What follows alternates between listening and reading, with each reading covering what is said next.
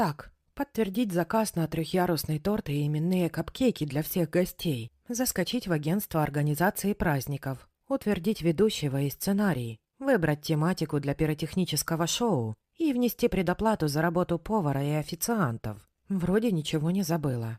Лена закрыла ежедневник в телефоне и задумалась. Точно!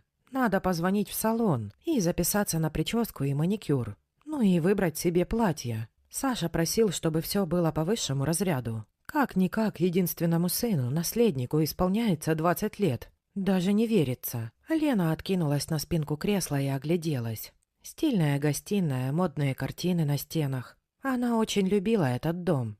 Такой подходящий их с Сашей паре. Хотя Саше 2 года назад исполнилось 40, да и она сама полгода как отметила этот юбилей. Они были так молоды в душе, столько в них было жизненной энергии, идей и планов.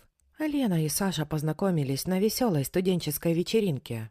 Александр был представителем так называемой «золотой молодежи», с влиятельным отцом за спиной. Учился на коммерческом отделении, носил модную дорогую одежду и обувь, приезжал в университет на роскошном автомобиле с водителем и не имел привычки считать деньги. Лена – девушка из подмосковного городка, из простой семьи, но умница, каких поискать. С блеском сдала вступительные экзамены в один из самых престижных вузов столицы на бюджет и отлично училась. При этом не была заучкой, обладала легким веселым нравом и обожала шумные компании. Саша весь вечер не сводил глаз с симпатичной третьекурсницы, удивляясь, как это он не замечал ее раньше. Девушки в универе обычно были либо из непростых столичных семей с короной на голове, а по факту пустышки, которые интересуются только шмотками и ресторанами подороже, либо законченные ботанички, считающие поступление в столичный вуз чудом и грызущие гранит науки день и ночь, не поднимая глаз. Лена отличалась от всех. Умная, начитанная, при этом легкая в общении, простая и земная. За бурным романом красивой пары не следил только ленивый. Упакованные девушки, которые сами не прочь были захомутать богатенького красавчика, сначала в штыки восприняли появление Лены и не очень-то жаловали ее в своем узком кругу. Но общительная, открытая Леночка быстро стала своей и даже обзавелась парой подружек. А в день, когда Саша официально возглавил одно из бизнес-направлений в корпорации своего отца, он пригласил девушку на свидание в ресторан и протянул ей кольцо. «Лена, выходи за меня замуж. Я больше не хочу, чтобы моя девушка ездила на учебу в электричках и питалась в университетской столовке. Ты только поэтому меня замуж зовешь?» Хитро улыбнулась Лена. «Конечно нет. Я люблю тебя, Леночка. Именно поэтому и хочу, чтобы ты жила в комфорте. И потом, я теперь официально зарабатываю сам. Ты же этого ждала, принципиальная моя. Даже подарки брать не хотела, которые я на деньги отца покупал. Я очень рада, Саша. И я согласна». Свадьба была головокружительно роскошной. Влиятельные гости, огромный шикарный ресторан, живая музыка, море цветов и дорогих подарков. Как вишенка на торте, ключи от двухэтажного загородного дома в подарок от родителей жениха. Молодые были очень счастливы. Начиналась невероятная, сказочная, прекрасная жизнь. Лена, улыбаясь, смотрела в окно. Кажется, жизнь удалась. Любимый муж, огромный уютный дом, достаток, о котором она когда-то и не мечтала. Уже совсем взрослый, умный и красивый сын. Да, когда она поступала в университет, то мечтала об успешной карьере, о профессиональном росте и признании. Но муж как-то очень мягко и незаметно убедил ее, что он в этом доме глава и добытчик, а у женщины другая роль. Жена должна быть красивой, содержать в порядке дом, что с десятком человек домашнего персонала было, в общем-то, нетрудно, и поддерживать мужа во всем. Лена противилась сначала, но огромная любовь сделала свое дело. Она покорилась, а со временем эта роль ей даже понравилась. Она с большим удовольствием занималась домом, собой, воспитанием сына, ждала мужа с важных совещаний и деловых поездок и была счастлива. Правда, иногда она начинала скучать в круговерте забот о доме и сыне, шопинга, фитнеса и салонов красоты. Да и образование позволяло успешно вести какой-нибудь бизнес. Вечерами, ласково заглядывая в глаза мужа, Лена спрашивала: «Сашечка, может, я какое-нибудь клининговое агентство открою? Или фирму по подбору домашнего персонала? Я столько об этом изучила, пока наших помощников подбирала. Зря я, что ли, училась. Леночка, ну зачем тебе эта боль головная? Или я мало зарабатываю? Нам денег на 5 жизней хватит. Перестань. Ты давно уже самой себе все доказала. Единственная с курса на красный диплом вышла. Отдыхай и наслаждайся жизнью. А я и так знаю, что ты у меня самая умная. Саша крепко обнимал жену, и Лена, прижимаясь к нему, в общем-то была согласна, что еще один бизнесмен в их семье явно будет лишним. День рождения Никиты удался, как и все, что организовывала Лена. Саше было важно, чтобы их семейные торжества проходили на высшем уровне, и Лена очень старалась. Наблюдая, как в небо взлетают и рассыпаются тысячи огненных брызг, Александр обнял жену. «Умница ты моя!» Как всегда, на высоте и гости довольны. Все знают, что у Меркуловых самые лучшие праздники во всей Москве. Лена улыбнулась. Ну и пусть этот красный диплом пылится на дальней полке. Любую карьеру можно с легкостью променять на такое огромное счастье. Через день после праздника Саша улетел на 2 дня в Турцию подписывать контракт на долгосрочные поставки с тамошними бизнесменами. Лена решила в его отсутствие немного расслабиться в спа-салоне, а на следующий день занялась грандиозной уборкой и расхламлением. Дав задание горничной в доме, она вышла в сад, чтобы обозначить садовнику фронт работ на территории и в гостевом домике. Когда она в очередной раз пошла проверить, как справляется с работой садовник, мужчина протянул ей маленькую черную флешку. «Вот, Елена Николаевна, нашел в гостевом в углу на полу. Может, из гостей кто-то обронил или Александр Викторович. Спасибо, Анатолий. Продолжайте». Лена зашла в кабинет. Надо глянуть, что на флешке. Скорее всего, это Сашина. Вряд ли гости принесли бы ее на праздник. Вдруг там что-то важное, что нужно сейчас ему в Турции. Тогда можно будет прислать ему на почту. На мониторе компьютера открылся видеопроигрыватель. Полминуты просто черный экран. А потом Лена увидела гостиничный номер. То, что происходило дальше на видео, повергло ее в ступор и шок. Саша развлекался с молоденькой блондинкой. Пухлые накачанные губы, пышный бюст, неестественно тонкая талия. Девушка явно была вся переделанная. Это так сильно контрастировало с ухоженной, но естественной красотой Лены. Александр прилетел ночью. Не найдя жену в спальне, он зашел в кабинет. Лена так и сидела в компьютерном кресле, не в силах пошевелиться. «Лен, ты чего тут сидишь? Что-то случилось?» Лена подняла глаза на мужа. Долгим взглядом посмотрела на него. Молча повернула в его сторону монитор и щелкнула мышкой. Саша смотрел минуты 2 на экран. Его кулаки сжались, зрачки сузились. Он тихо чертыхнулся, потом сел напротив жены и спокойно сказал: «Давай поговорим, Лен». Лена опешила. Она прокрутила уже 1000 раз в голове их разговор, обдумала 1000 причин тому, что увидела. Она ожидала, что Саша смутится, начнет оправдываться, просить прощения, но его реакция выбила ее из колеи. «Я, конечно, признаю, что расслабился. Надо было скрываться лучше. Теперь надо подумать, кто же мог подбросить тебе эту дрянь». Лена изумилась. «Саша, ты о чем вообще? Ты мне изменил, объясни мне, как ты мог?» Александр усмехнулся. «Успокойся и послушай. Я, если честно, не ожидал, что ты так отреагируешь. Ну да, я тебе изменяю, как все. У всех моих партнеров и конкурентов есть любовницы, это нормально. Иногда я беру ее с собой в поездки. Вот сейчас, например, она летала со мной в Турцию. Там принято, чтобы спутница у бизнесмена была молодая. Когда нужно выйти куда-то с женой, я иду с тобой. Когда ситуация требует, чтобы меня сопровождала юная красотка, я иду с ней. Это часть бизнеса. Я удивляюсь, что тебе приходится это объяснять. Ты же умная женщина».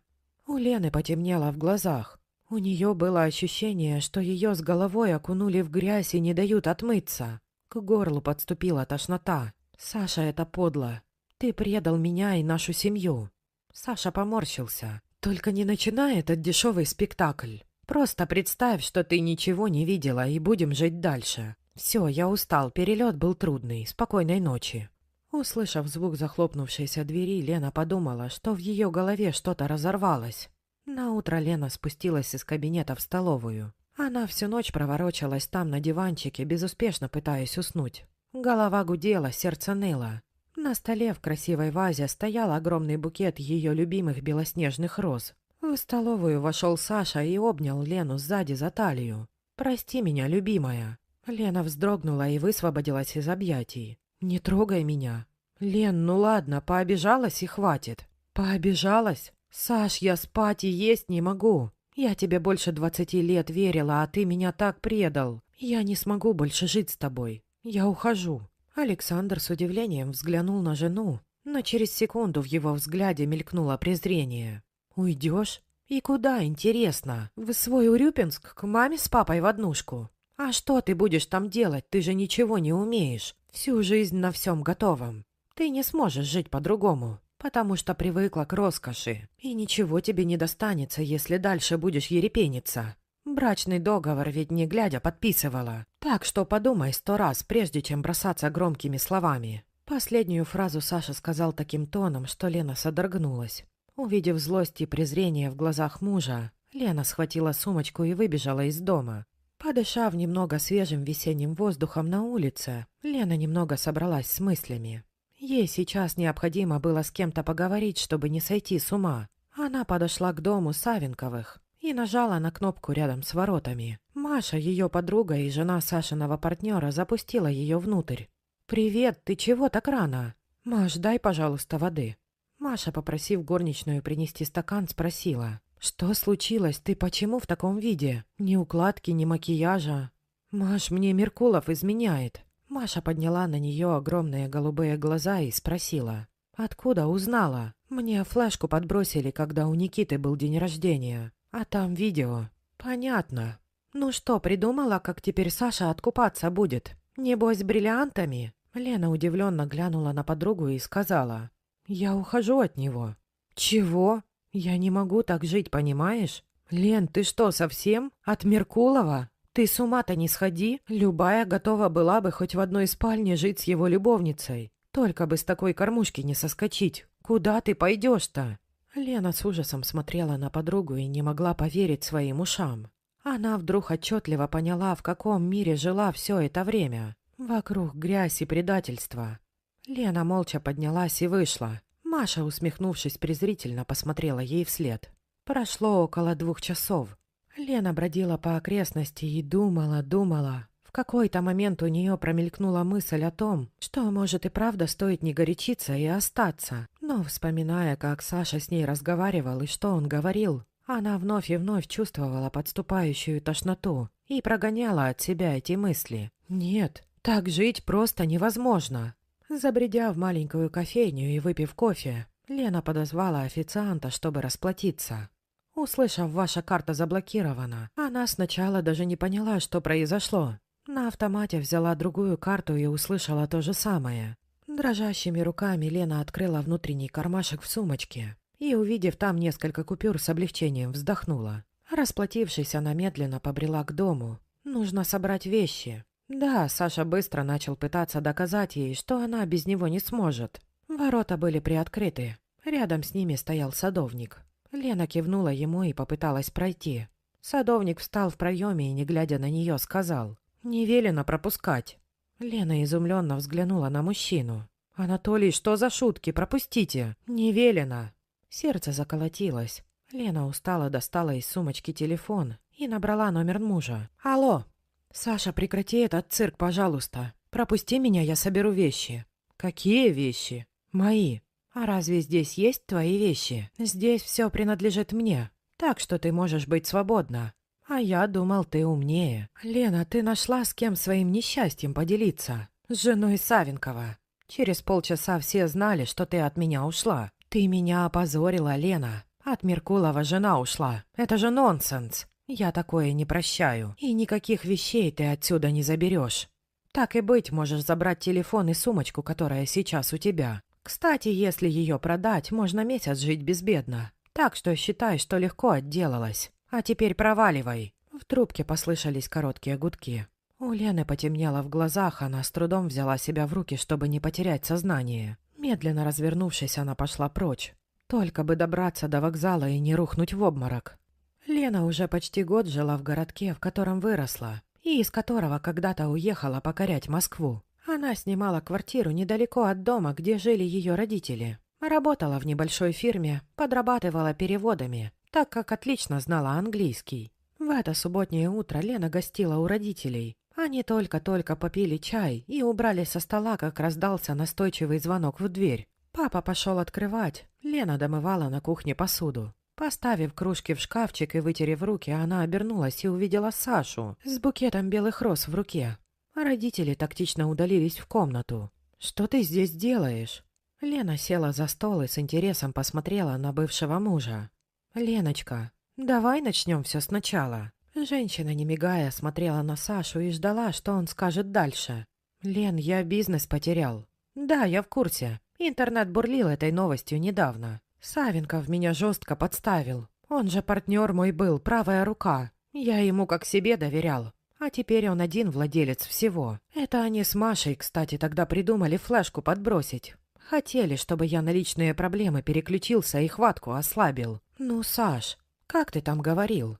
Это всего лишь часть бизнеса. Вот так доверяешь кому-то как себе много лет, а оказывается, что не надо было. Лена, я тебя теперь очень хорошо понимаю. Прошу, давай попробуем начать все заново. Дом у меня остался, машина. Я продам имущество, раскручусь, ты же меня знаешь. Я из воздуха деньги сделаю. Нет, Саша, это не моя жизнь, чужая. И я по законам этой жизни жить не буду. Больше 20 лет я была слепой и глухой. Ничего не замечала. Сама удивляюсь, как так могло быть. Неужели тебе вот так больше нравится, Лена? В маленькой квартирке каждый день ездить на работу. Да, Саша, пусть в квартирке, пусть без слух и роскоши. Но меня здесь никто не подставит и никогда не предаст. А ты иди, строй бизнес, летай с девочками в Турцию. Это твоя жизнь, но меня в ней больше не будет. Саша молча положил букет на стол и вышел. Лена стояла у открытого окна и вдыхала свежий воздух подмосковной весны. Она была счастлива и свободна. All right, everyone's presentations are done. Nick, the manager, said as he tried to move the discussion forward. Excuse me, I haven't. I recently found out something. Nick interrupted me and began to speak. There's apparently someone in this department who didn't graduate high school and is just a part-timer. Meetings should be for employees only. Absolutely right. His lackey, Mike, of course, agreed with Nick. I'm leaving. After leaving the meeting room, I started to shut down my computer. I noticed that an email had arrived, not in my personal inbox, but in the company's shared email. Thinking, there's no point in speaking up, no one will listen, I went home quietly. The next day, I heard a commotion from Nick's desk. He was staring at his computer screen, his face pale. Nick? Is something wrong? Mike looked at the screen with him.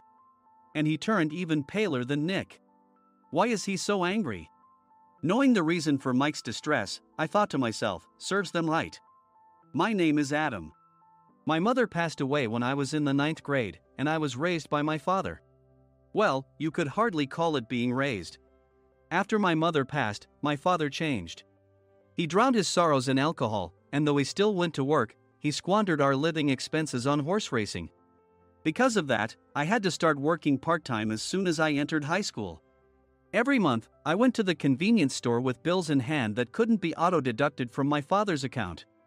Even though I endured it because I didn't want to be alone, I reached my limit in my second year of high school and dropped out. I found a live-in job at a distant inn. Thank you for everything. The day I left home, my father, still staring at the TV, spoke. Take care. That was our last conversation. Back then, 18 wasn't the age of majority, so I needed my father's permission to work, and I couldn't hide my place of employment. Yet, my father never visited me even once.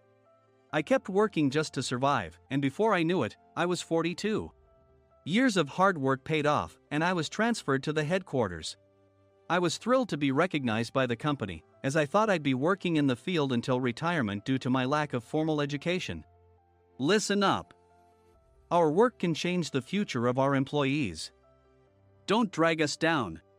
On my first day after the transfer, Nick, dressed in an expensive suit, spoke sternly. There was a reason for this. Our inn was located in a prominent tourist destination, known so well that everyone in the state could sing its commercial jingle. At its peak, we had 5 locations within the state. But that was long ago. Due to financial difficulties and aging facilities, only the place where I had worked for many years and the original establishment remained. I was prepared to lose my job anytime, but now there was a glimmer of hope. With the rise of social media, the tourist area where the inn was located started gaining attention again. Depending on how hard the sales department, where I was transferred, worked, we could either thrive or be forced to give up this prime location to the new hotel chains continuously popping up. For Nick, who had switched careers from another industry to strengthen our sales, this was a battle he couldn't afford to lose. I understood why he had to be strict. "I will do my best." Nick sneered at my enthusiastic declaration. "Did you not hear what I said?" "I'm sorry." I thought I was listening carefully. Out of habit from years of customer service, I apologized reflexively, though I had no idea what had offended him. Someone was watching me with a smirk. In this department, there are those who are expected to excel and those who have been shoved here because they have nowhere else to go. You are the latter. It was Mike, the section chief. He's 7 years younger, at 35. But he was called to headquarters much earlier than I was and had been moving around within the headquarters ever since. I'm not jealous, but I can't accept that he's my boss. Graduating from a prestigious university, he has an unusually high pride and caused many problems as a newbie, making things very difficult for me when I was the front desk leader. When I found out Mike was transferred to the sales department a month before me, I was disheartened. Mike is right. With just a middle school diploma, there's not much you can do. Don't even think about achieving results. As if I didn't exist, Nick remarked, "I'm thirsty." Mike eagerly ran to the coffee maker. It seems Mike is Nick's lackey. I regretted being happy about my transfer to headquarters, wishing I had stayed on site forever. Send a direct mail to every company on this list by the end of the day. Nick only assigned me tasks that even a new graduate could handle. What? There are over 1,000 companies. You want me to send to all of them by today? Yes, if you and your fellow misfits split the work, even those with nowhere else to go should finish by today. I glanced at the employees typing away expressionlessly. They were worn out from customer service, only thinking about leaving on time, or were women reassigned after having children, with zero motivation for work. Even Sam, a new graduate from the same university as Mike, who was supposed to be among the expected achievers, had no enthusiasm for the job, having joined the company wanting to do customer service. "I don't care what they say, I plan to quit any time," he said. Only Nick and Mike were highly motivated, making all the decisions between the two of them. I originally only wanted to work at the inn to survive and had no particular attachment to this job. I swallowed my words, thinking I had no right to reprimand them. About a month after the transfer, Nick told us with a frustrated look, "To commemorate the 50th anniversary, we've decided to create a plan exclusive for one group per day." Originally, Mike and I were supposed to come up with it, but our president, Mr. Thompson, insists on hearing everyone's opinions. "So, you all get a chance." As Nick explained, Mike began handing out prints. "Make sure not to embarrass Nick. If your ideas are half-baked, you'll have to redo them." It seemed that they had printed his handwritten notes by Mr. Thompson, which included several questions and a section for free responses. It made sense why Nick had to seek our input, given that all responses had to be submitted to Mr. Thompson. We were given a week to think about it, and a meeting was scheduled to compile our ideas. My plan is to let guests enjoy both the old and modern America. Nick began the presentations. Guests would watch a master confectioner at a nearby traditional sweet shop make sweets in front of them. The welcome drink would be premium tea in a bottle. Nick's plan was certainly attractive. After his presentation, Nick called on us to present in the order we were seated. Just as I stood up for my turn. "All right, everyone's presentations are done." "Excuse me, I haven't. I recently found out something." Nick interrupted me. "There's someone in this department who didn't graduate high school and is just a part-timer." He was likely talking about me. I joined the company as a part-timer and was made a full-time employee when I turned 20. That was 20 years ago, so Nick and Mike probably had no chance to know until recently. Meetings should be for employees only. Absolutely right. After that, Nick kept creating opportunities to solicit everyone's opinions, purposefully excluding me from speaking. The meeting unexpectedly heated up and went past the scheduled end time. A few people asked to leave, and the discussion continued with the remaining few. Still here? Normally, you'd leave in that situation. Though I had no attachment to the job initially, hearing kind words from customers made me want to make them happier. For someone like me, with nowhere to go, the inn was my home and customer service was my life. I felt pathetic about my current self. I'm leaving. I left the conference room and started shutting down my computer. I noticed an email had arrived, not in my personal inbox, but in the company's shared email. Thinking no one would listen to what I had to say anyway, I quietly went home. The next day, while preparing the DM as instructed, I heard a commotion from Nick's desk. In his haste to stand up, he hit his knee on the desk. He stared at his computer screen, his face pale. "Nick? What's wrong?" Mike, thinking he should be the first to rush over, approached Nick while still wearing his coat. He peered at the screen with Nick. And he turned even paler than Nick. Why is he so angry? Who is responsible for this company? Nick, more irritated than ever, asked, and Mike answered without checking. Probably Sam. Sam wasn't there because he was attending a morning training session for new hires. Nick gave up on getting angry and returned his gaze to the screen. They were looking at an email that arrived right after the end of the working day yesterday.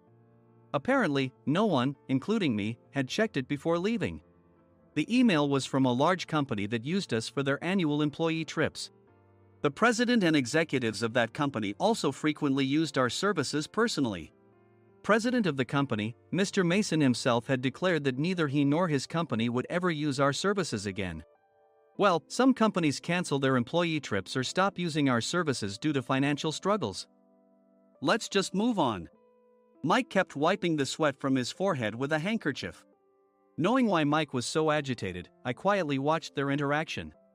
Do you know how much revenue we get from that company? We can find other guests to fill the rooms, but we'll lose the banquet costs, gift shop revenue, rental car fees, and more. Moreover, the gifts were supposed to be prepared by the traditional confectionery shop involved in Nick's proposed plan. If it's known that we incurred such a huge loss at this critical time, Nick's position in the company would be jeopardized. Nick took a deep breath, seemingly trying to calm himself. All right, Mike. Go to New York right now and apologize to Mr. Mason. What? You're coming with me, right? I have urgent work to do. I trust you, which is why I'm entrusting this to you. Please.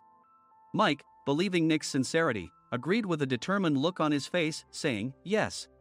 That's Nick for you. Even if Mike went to apologize, Nick would shift all the blame onto him if the client didn't change their mind. Well, it was Mike's fault to begin with, so it served him right. About 3 hours later, Sam answered a call from somewhere and repeatedly apologized, saying, I'm very sorry. Everyone watched to see what was happening. After ending the call, he informed Nick with a weary tone. When Mike arrived at the client's company, he only made things worse, further infuriating Mr. Mason. He was demanding, get his boss here immediately. It was no wonder Sam was exhausted, dealing with such a call right after returning from training. What is that idiot doing? All right, Adam, you're coming with me.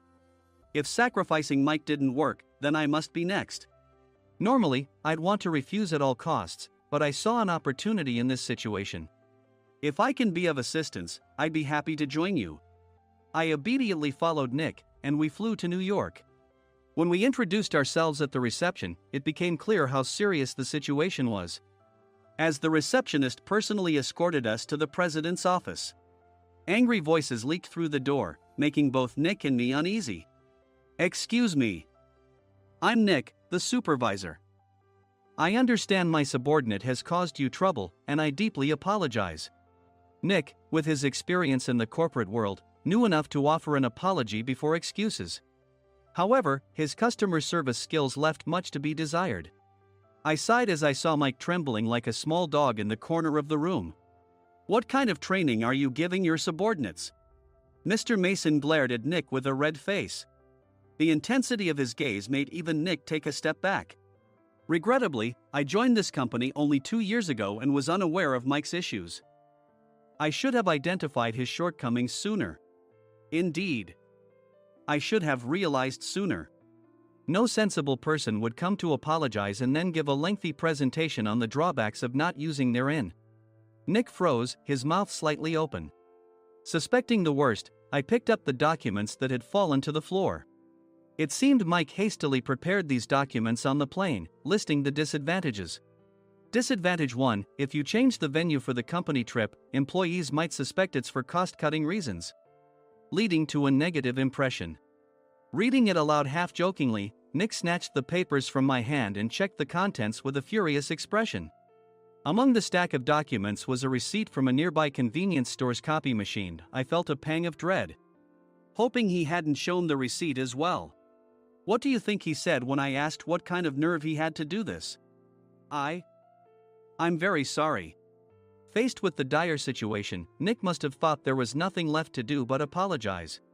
In a voice smaller than I'd ever heard from him, he uttered words of apology. He said, "I'm a Harvard graduate.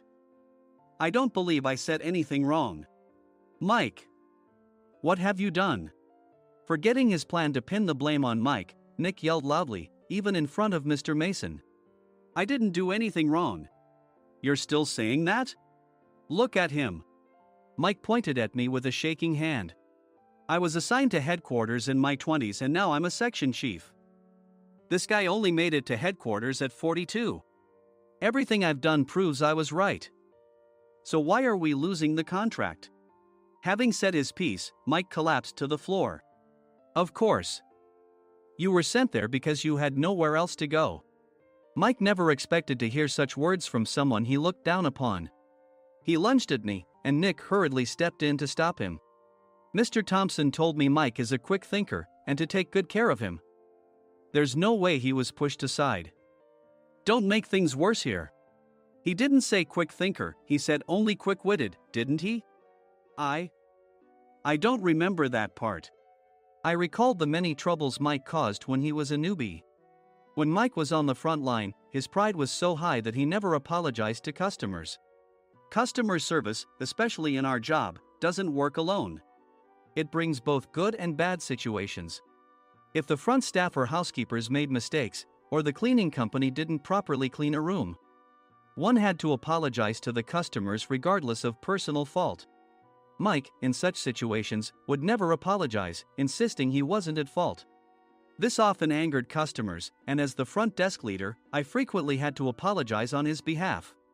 He caused complaints and disrupted operations, which is why he was quickly moved to headquarters.